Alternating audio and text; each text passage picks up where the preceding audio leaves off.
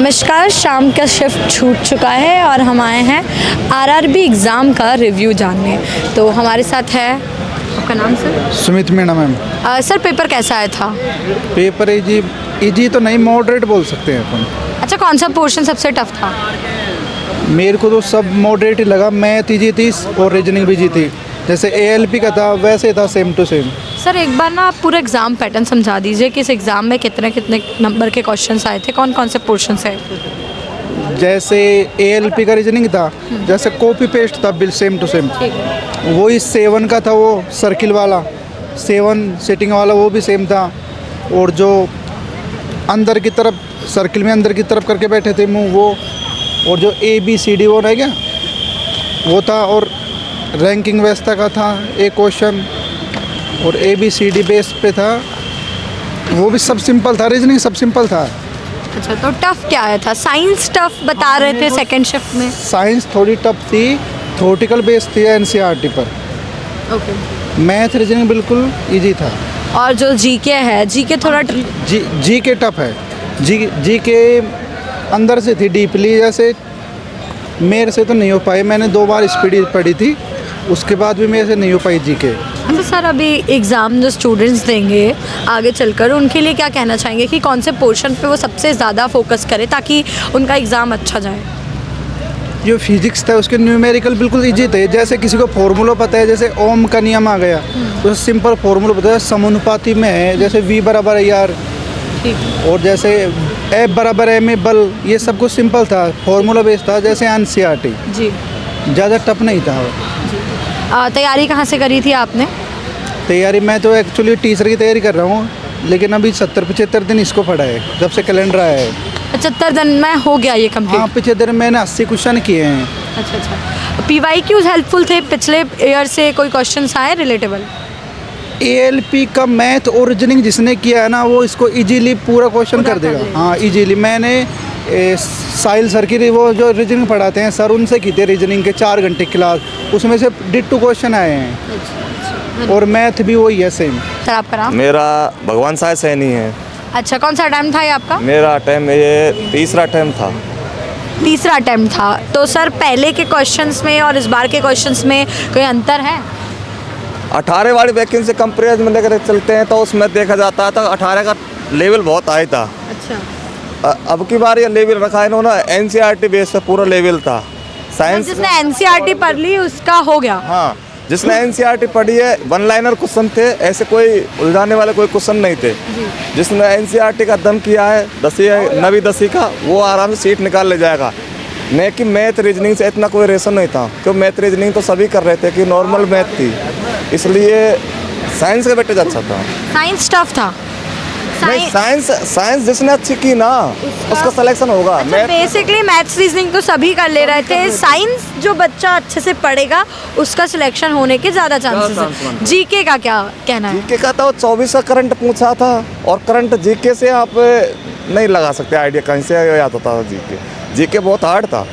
Hard था? हाँ, 24 का करंट था, बहुत हार्ड था। खेल में से कोई क्वेश्चन नहीं बने थे, और 1-2 क्वेश्चन बने थे इकोनॉमिक्स में से बने थे क्वेश्चन।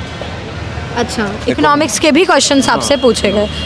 ऐसे आ जाइए आप। तो अगर आपसे हम पूछे कि स्टूडेंट जो पेपर देंगे उनको क्या सलाह देंगे कि कौन से पोर्शन पे सबसे ज़्यादा फोकस करके आए? ज़्यादातर मेरे हिसाब से साइंस पे ही करें। साइंस पे फोकस। हाँ, और आप पढ़ लो तो इकोनॉमिक्स सर्वे पढ़ लेना बस थोड़ा सा। Thank you sir. कैसा पेपर रहा सर आपका? जी मैम, पेपर बहुत अच्छा रहा है, और पेपर का जो लेवल है वो काफ़ी मॉडरेट है, इजी से मॉडरेट है, और लगभग सभी स्टूडेंट 80+ ही अटैम्प्ट कर रहे होंगे, और एक्सपेक्टेड जो है लगभग 90+ ही कट ऑफ मानिएगा, क्योंकि जिस हिसाब का पेपर है। और पेपर में जो करंट अफेयर का जो वेटेज है वो लगभग 2024 का है, उसमें 2023 कुछ भी इंक्लूड नहीं किया गया है। और साइंस का काफ़ी अच्छा वेटेज है, और मैं सभी स्टूडेंट को यही सलाह दूंगा कि ज़्यादा से ज़्यादा साइंस पढ़ें और करंट पर ध्यान दें, और जो सरकार की जो योजनाएं हैं उन पर ज़्यादा ध्यान दें।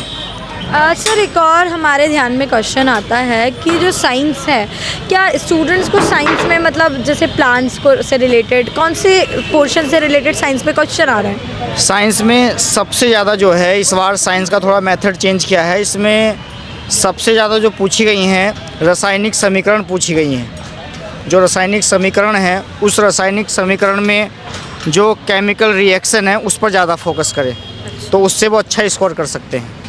और जितने भी फिजिक्स के नियम हैं उन नियमों पर ध्यान दें और न्यूमेरिकल के भी क्वेश्चन पूछे जा रहे हैं फिजिक्स में। तैयारी कहाँ से करी थी सर आपने इस पूरे एग्ज़ाम की? जी मैम, मैं तो सेल्फ स्टडी करता हूँ और फ़िलहाल मेरा जो मेन टारगेट है वो एसएससी है। ये तो बस देने के लिए आया। आरआरबी का एग्ज़ाम पहले भी दिया है आपने? नहीं, ये फर्स्ट टाइम है। फर्स्ट टाइम तो एसएससी का एग्ज़ाम दिया है? जी जी जी बिल्कुल। Thank you so much sir. आपका नाम? सोनू शर्मा। सर आपका एग्ज़ाम कैसा गया? एग्ज़ाम अच्छा हुआ है मैम। कौन से पोर्शन से सबसे ज़्यादा क्वेश्चंस आए थे या कौन सा पोर्शन सबसे टफ था? सबसे टफ था मैम, जैसे रीजनिंग का भी टफ ही था, मैथ भी टफ थी, बट इसलिए एग्ज़ाम ठीक था। 78% करके आऊँ 78 में। हाँ अच्छा सर, एक बात बताइए, पेपर इजी, मॉडरेट और डिफ़िकल्ट किस पोर्शन में आप इसको डालेंगे? नहीं ज़्यादा वो नहीं था, पेपर तो ईजी था। साइंस कैसा था? साइंस सेक्शन से कैसे सवाल आए? साइंस सेक्शन से मतलब कि केमिस्ट्री से ज़्यादा प्रश्न पूछे जा रहे थे। अच्छा अच्छा। तो वैसे वो था। क्या लगता है मतलब बायोलॉजी से कौन से क्वेश्चन आए जो बहुत ट्रिकी थे? कोई क्वेश्चन थे ऐसे जो ट्रिकी थे? रक्त के बारे में ज़्यादा प्रश्न पूछे गए बायोलॉजी में और बाकी रक्त के बारे में। हाँ। अच्छा सर एक और बात है कि सब लोग बता रहे हैं कि मैथ्स रीजनिंग तो मतलब ऐसा है कि जो सब कर पा रहे हैं, साइंस और जीके थोड़ा ट्रिकी आ रहा है, क्या ये सही बात है? अब मैम है ही वो साइंस तो, और जीके पढ़ते नहीं है ना, रेलवे वाले बच्चे बहुत कम पढ़ते हैं ना। अच्छा। 10% आते हैं, इस वजह से नहीं पढ़ते रेलवे वाले बच्चे। तो सर आपने जो तैयारी है कहाँ से करी थी अपनी मैं एग्जाम? जयपुर से कोटले क्लासेस से। सर अभी आने वाले समय में एग्ज़ाम्स और भी दिन हैं और स्टूडेंट्स इस एग्ज़ाम को देंगे, तो उन सब लोगों को आप क्या राय देना चाहते हैं कि कौन से पोर्शन पे सबसे ज़्यादा फोकस करें, आरआरबी की तैयारी कैसे करें कि उनको ये एग्ज़ाम मतलब एक हेक्टिक ना लगे? क्योंकि एग्ज़ाम टाइम में स्टूडेंट्स बहुत ज़्यादा हाइपर हो जाता है, तो इन सारी चीज़ों से कैसे टैकल करें और कैसे सॉल्व करें? हाइपर होने की जरूरत नहीं है, पर उसको पहले से पढ़ना चाहिए। सबसे ज़्यादा फोकस होना चाहिए साइंस पे और मैथ पे। रीजनिंग एक ऐसी चीज़ है, एक बार करने के बाद में उसको अपन बार बार कर सकते हैं, पर एक बार मैथ पे उन पर ज़्यादा फोकस करना चाहिए। पहले से तैयारी करना चाहिए, एंड टाइम पे कोई तैयारी नहीं होती है मैम कभी भी। अच्छा, एक लंबा प्रोसेस एग्ज़ाम का। कितने दिनों से आप तैयारी कर रहे थे इस एग्ज़ाम की? मैं 2 साल से 2022 नवंबर से कर रहा हूँ। अच्छा अच्छा, और पहले भी एग्ज़ाम दिया है आपने? नहीं, ये फर्स्ट अटेम्प्ट है। ALP का देने के बाद ये दिया हूँ। अच्छा, LLP और इसके सिलेबस में क्या? ALP। अच्छा, नहीं, सेम सिलेबस है, अच्छा, कुछ भी अंतर नहीं है। कोई सिलेबस में अंतर? एग्जाम पहले ALP और टेक्नीशियन पहले एक ही अच्छा, वैकेंसी एक आती ही थी, vacancy। अब की बार अलग अलग अब की बार किया, सिलेबस सेम उनका अच्छा, सब। सिलेबस सेम ही है। हाँ। तो आपने दोनों के एग्जाम दिए, तो एग्जाम में जो एग्जाम पेपर है उसमें कोई अंतर है दोनों के? नहीं, अंतर तो थोड़ा बहुत आता है, पर्सनल अलग अलग, बट वो ही सिलेबस है सेम, अंतर तो कुछ नहीं है मैम ऐसा कुछ। हाँ जी, thank you so much sir, thank you. तो जैसा कि हमने देखा कि आरआरबी का जो एग्ज़ाम है वो स्टूडेंट्स देख के काफ़ी खुश हैं, और हम बात करें पूरे एग्ज़ाम की तो इसमें जो सबसे ज़्यादा है स्टूडेंट्स बता रहे हैं कि जो साइंस है वो थोड़ी टफ है। अगर हम बात मैथ्स और रीजनिंग की करें तो वो स्टूडेंट से हो रही है।